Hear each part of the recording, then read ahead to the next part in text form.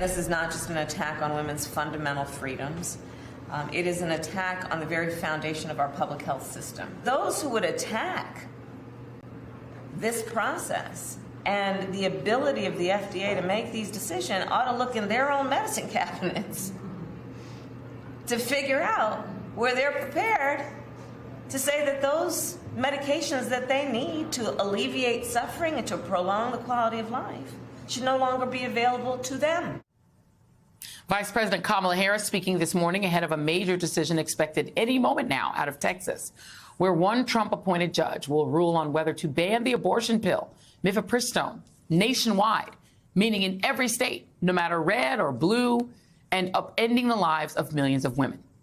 To perhaps no one's surprise, the Republicans who so fervently claimed that their opposition to Roe was purely because they thought abortion should be a state issue are nowhere to be found. Because this has always been their goal. It's been their goal all along. They want a national abortion ban. And this ruling could bring them one giant step closer to getting it, as mifepristone accounts for more than half of all abortions in the country.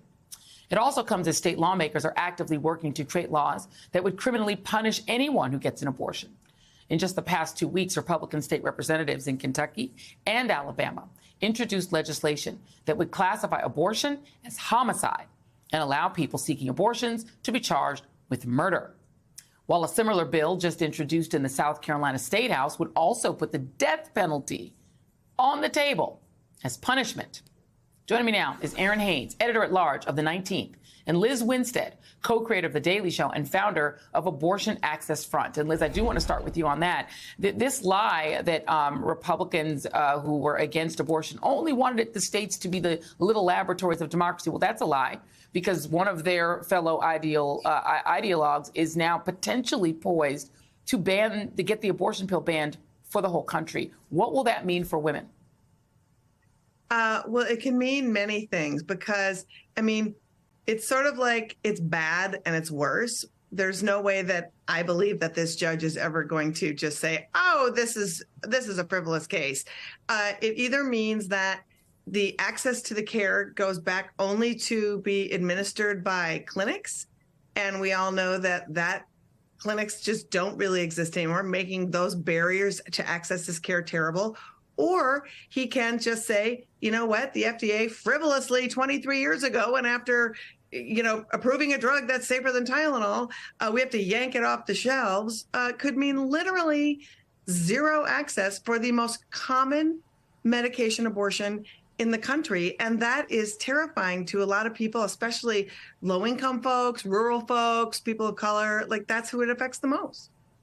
Right. And Erin, I mean, if this case were to then be appealed up to the Supreme Court, I think we can all guess how that would go, because you have Sam Alito and 5 other justices who are ideologues on this issue, too, as well.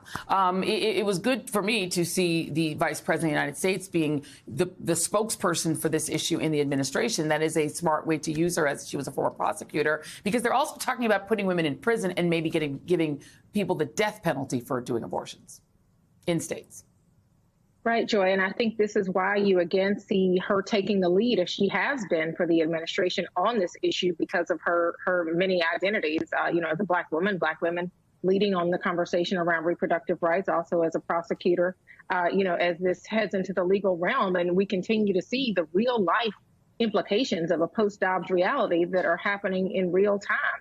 I think you saw the vice president speaking today with a sense of urgency, because even as we sit here, a ruling could come even as we are sitting here out of Texas. And this is, as you mentioned, the most effective, one of the most common ways of terminating a pregnancy for many people who need to do that. And so as the reality for too many people on the ground remains just kind of uncertain and shifting, on an hourly, moment to moment basis, especially at the state level.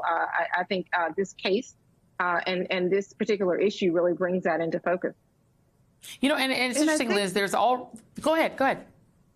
I was going to say, and the diabolical nature of how this case came to be, this alliance that brought the case forward was formed 3 months ago, purposefully in the district of this judge because they knew that this judge would rule in their favor. And they knew that even that if it's challenged, it's going to the Fifth Circuit, the scariest court. And if you ever wondered, gee, who would ever marry Josh Hawley? Well, the lead attorney in the case is actually the person who is the lead attorney bringing this case forward. So grossness all around, Joy.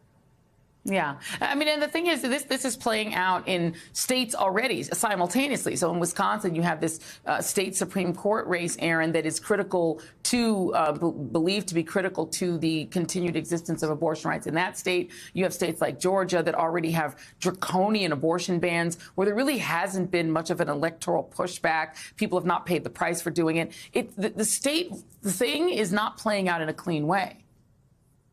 No, it's not. And you mentioned that Wisconsin Supreme Court race. I mean, that is probably one of the most closely watched races in the country this year because of the potential implications. You just had the candidates for that race narrowed down just this week. You have a liberal judge, Janet Protasiewicz, and a conservative former judge, Dan Kelly, that are facing off in this race in April. And the stakes of this are going to determine the balance of the court in Wisconsin. It's already controlled 4-3 by conservatives. And the court is going to take up cases not only on abortion, but other influential issues like the state's political maps or possible election disputes. So, there are many issues that are happening at the state level that really feel kind of consequential and existential, particularly in the absence of federal legislation that is kind of, making the law of the land as opposed to law on a case-by-case and state-by-state basis. And in case you're thinking, well, this is all about, the rights, compassion for children, I have to play this. This is not an abortion-related thing. This is his name is David Eastman. He's a representative. This is what he had to say about abused children who die as the result of their abuse. In the case where child abuse is fatal, obviously it's not good for the child, but it's actually a benefit to society because there aren't needed for government services and whatnot over the whole course of that child's life. Through the chair, can you say that again, to say a benefit for society? Talking dollars.